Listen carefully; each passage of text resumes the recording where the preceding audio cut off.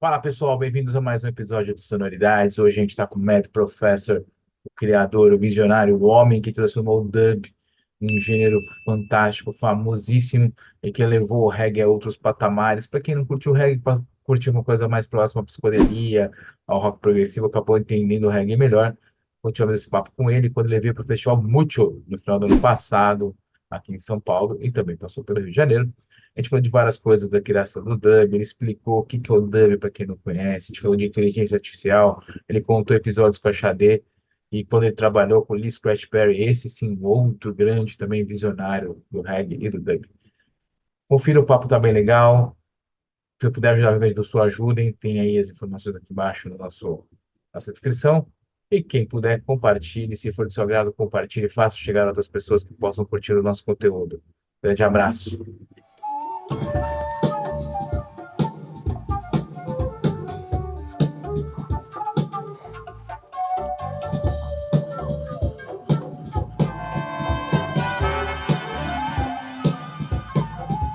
Thanks so much for your time. Thanks so much for being here in Brazil. So, what are the expectations about the concerts here in Brazil? What can spoil? Well, I had no expectations because Brazil and Brazilians, they're always very keen on the Ariwa music. But because of the language difference, I'm never too sure how much they understand. But it seems like they understand quite a lot. Yeah, musical is universal, so people will understand very good. Absolutely. Yeah. So now you're a visionary of dub and of music, of course. You kind of create a lot of things with technology, and nowadays we have artificial intelligence. So how do you see this on music? And would you like to work with an AI? How do you see? Well, I mean, technology is a constant developing word and developing state. And technology, sometimes it moves in a digital way, sometimes it moves in an analogical way. It moves in so many different ways you can't predict. And one development in technology could have another a different effect on the next part of technology. So, for kid being born now in 2023, he's got to pull in from so many different angles and using his brain to make it all work in a way that we older folks, we wouldn't imagine, Yeah. And you think AI can give some benefits to music, or do you think it can be a little dangerous because nowadays you have AI writing music and recording music, emulating voices from the past. So how do you see? Well, it could always have different effects on music, and you cannot tell. You cannot you know, because we're from now and we're from a certain time and a certain generation, we can't imagine how it could work until a younger person come along and see it different. That's the reason why things like Instagram worked for that generation, but it didn't work so much years before, because no one in our generation actually saw Instagram as being a possibility. We were too within it. But someone coming years later would just look at it from a fresh point of view and go straight and make it work. Yeah. And when you release your first album, your first big production, everybody was like, whoa, what is this? This is innovative, this is creative.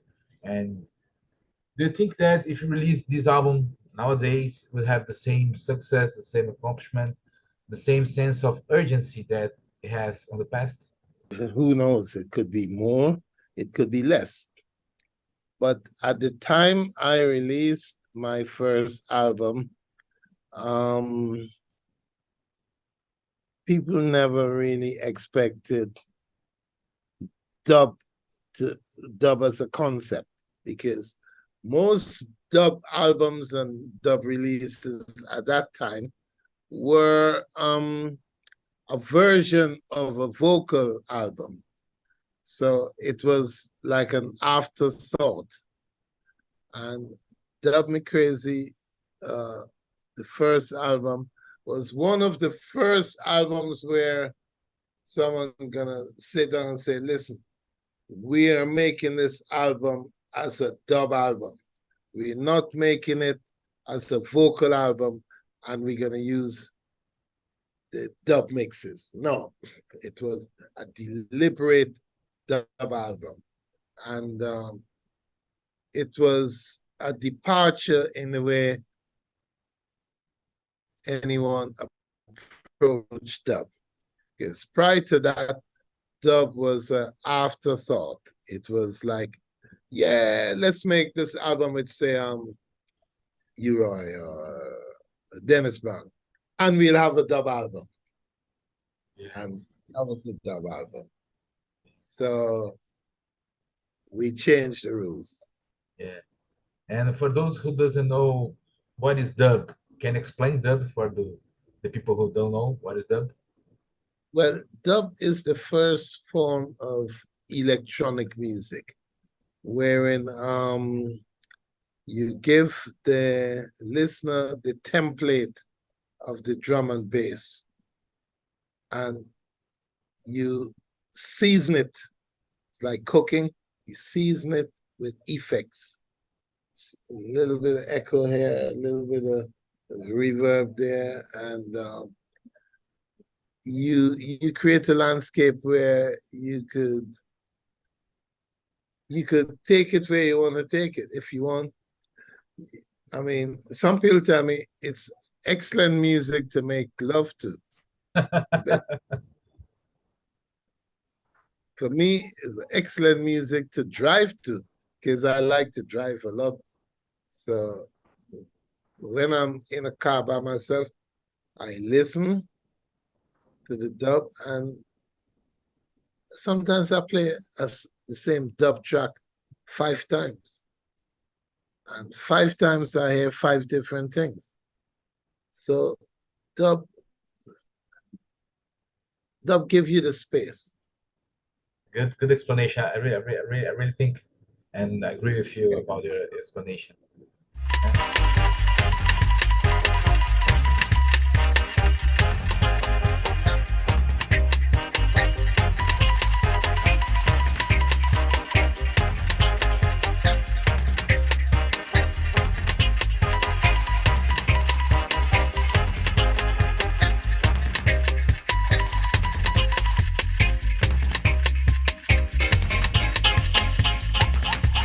You work with a lot of people that everybody loves, like Pato Banton, who is huge here in Brazil, Sade, and Massive Attack, Lee Scratch Perry. So a lot of heroes for a lot of fans and from a lot of different styles, different music styles. Do you think that dub can fit in every style, or is there a music style that dub can work? Well, dub can work. You're only limited by your imagination. If you have no imagination, then it can't work. You need to imagine the thing before, and then you take it to the next level. I totally agree with you. I totally agree. Thank you. And do you remember how it was to work with Sade and this Scratch Perry? Yeah, I remember like yesterday because Sade in particular, she had the styling of female vocal but pop. And we had a girl who sounded like a modern, like a reggae Sade, a girl by the name of Kofi. And she had this kind of deepish voice and, kind of sensual and sexual, And Sade was like this. So with Sade, we had the template of coffee already, so it was quite easy to kind of made tempo. Won't pretend that I ain't there living. I won't pretend.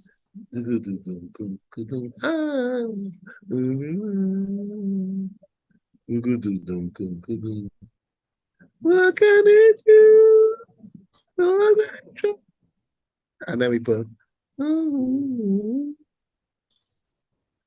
yeah, so the template was there. Yeah. Perfect for Sade. It's all too clear, yeah. Things come and go. And with Lee Scratch Perry, how was work with him? Well, Perry, he came to me at a time when he was fed up. He was fed up in Jamaica, fed up with everything. And he needed a student. He's a very experienced guy. He came from work with Bob Marley and Max Romeo. And yeah, very sharp brain. He wasn't even singing so much when I started to work with him. He wanted to sing, but he was constantly rejected because people always thought they were better singers. Were better singers around. So he wasn't given a chance, but then he enjoyed this. And it developed. We made some great records together. Great records. It's real fun. I think he's a really, really great guy. Yeah, man. Big guy. But an active brain. There's no brain like a Lee Perry brain. Yeah. Really. And how do you create your music? I mean, you already told me it's like cooking. It's like you put some hot salsa and some tomatoes and everything grows up like a real good meal. But how do you create? How do you see the template? How do you see the facts, the voice? How do you melt everything else? What is the secret of the mind of Mad Professor? Well, to be honest, a lot of things we don't know. It's like you don't know how it's gonna taste until it's finished. And sometimes you get it right, sometimes you get it wrong.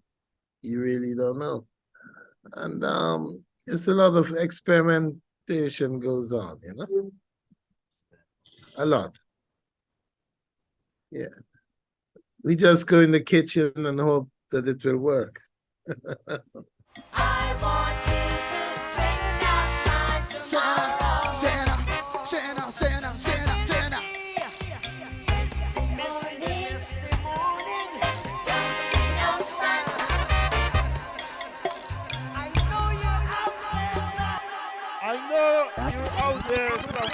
Some people says that Jamaican music wouldn't be the same with reggae and dub.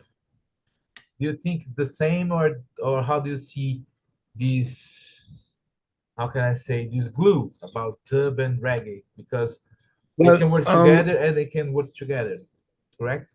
dub, dub was necessary for the development of reggae because it gave the MC, the DJ, a chance to practice in parties, practice in the studio, the version element, the fact that they could use the rhythm track and the multiple use of the rhythm tracks. It exists because of dub, you know? Yeah. So it was absolutely necessary. Yeah. And on 2024, we have this biopic of Bob Marley. And do you Yeah. think you can have a biopic of Mad Professor? It's not easy for me to say. I think it's easier for next generation to come and see it clearer and more accurate. I'm too within it to talk about it. Sorry. I think I would be watching your movie. Okay. Maybe you want to play a role. And can you talk about Ariwa? Ariwa is a word in Yoruba, is correct? Yeah, know. Yoruba. Yeah, word, Yoruba. Yeah.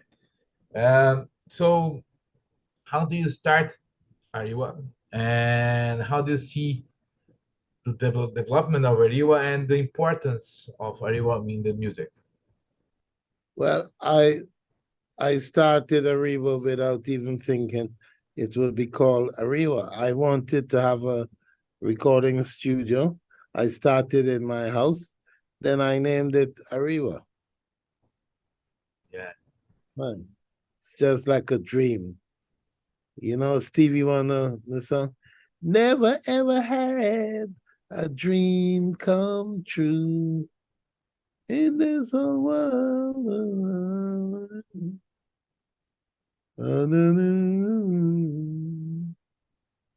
Yeah. And Dream comes true. I got the name because I was working with some Yoruba guys in the mid-70s, and I wanted a name. And I met this guy, long, tall guy, and I said to him, give me a Yoruba name. And he gave me 3 names. And the first one was Ariwo. And I looked at it, I took the name and I changed it to Ariwa. Yeah, it's a great name also.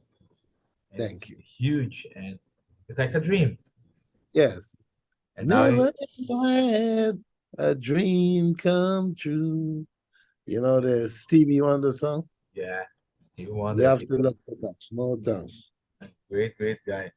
And so, Matt, I know you're from Guyana, is correct? Yeah, I was born there. Yeah. And I don't know if I'm from there. Yeah, I know. But are you familiar with Guyana pop music? Pop music? Yeah. I didn't know Guyana have pop music. Yeah. What is Guyana pop music? And actually, I don't know either. I'm just asking you. Guyana is probably the least musical place on the planet. Really? I don't know Guyana pop music. Yeah, me neither. But I think it's when everybody asks, when everybody thinks about Caribbean countries and Latin countries, they always ask about what music they play. Right. And when it comes to Guyana, they will say no music. Oh boy. Okay. And Matt, when your nickname appeared, because your name is Nick, is correct? It's Nicholas, if I'm okay. You mean Mad Professor? Yeah. It appeared from Dub Me Crazy 1, the first album. And If you have to choose one song or one album to encapsulate your entire career, what should it be and why? Probably Dubbing Crazy 5. Who knows the secret of the master tape? And why? Because it's such a fast moving, developing album, developing styles. It's you can't predictable. I still listen to that album and I'm amazed by it. It's an amazing album. I have to say, I start to listen to you in this album. Part 5. Yeah. Yeah. Yeah. And I That's say, what a sound, because I'm a heavy metal guy, and when I start to listen that, I said, well, okay, this is very good. Yeah, it was ahead of its time. Yeah, as your entire career is ahead of time. I mean, Probably. when I I hope mean so. when you started in the middle, the end of the 70s, you already was thinking about the end of the 80s. Yeah, it's not easy, but we have to take something from somewhere else, you know? Yeah. Yeah, yeah. And what inspires you when you're creating? What is your reference and everything else? Depends on the day. It could be I'm inspired by the plate of food I had. It could be inspired by, I don't know, by the things I want to do, by my fantasy, by my sexual fantasies. Who knows?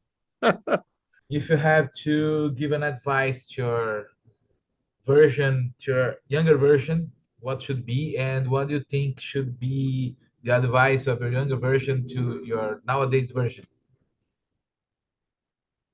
If I had to give an advice to someone, Yeah, but actually for your version, your younger self, yeah, what you should tell to your younger self and what your younger self should tell to your older self.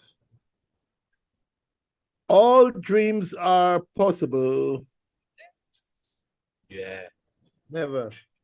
My advice would be all dreams are possible.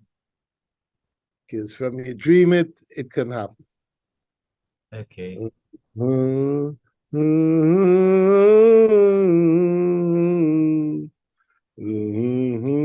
Hear the dub version.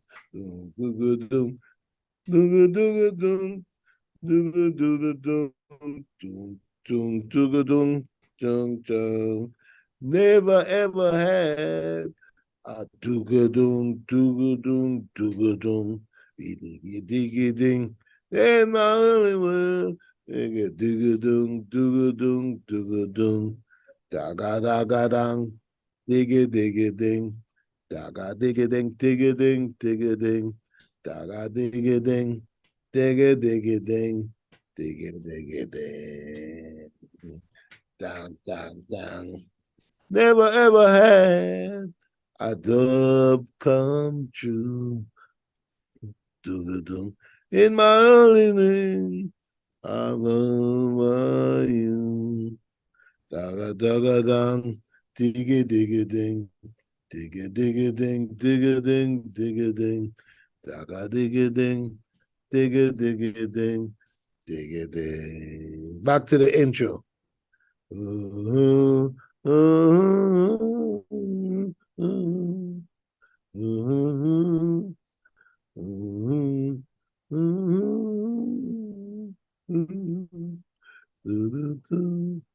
Music, Yeah. beautiful, beautiful. Man, thanks so much for your time. I know you're running with a lot of things Thank just you. to just arrive here in Brazil. So thanks so much.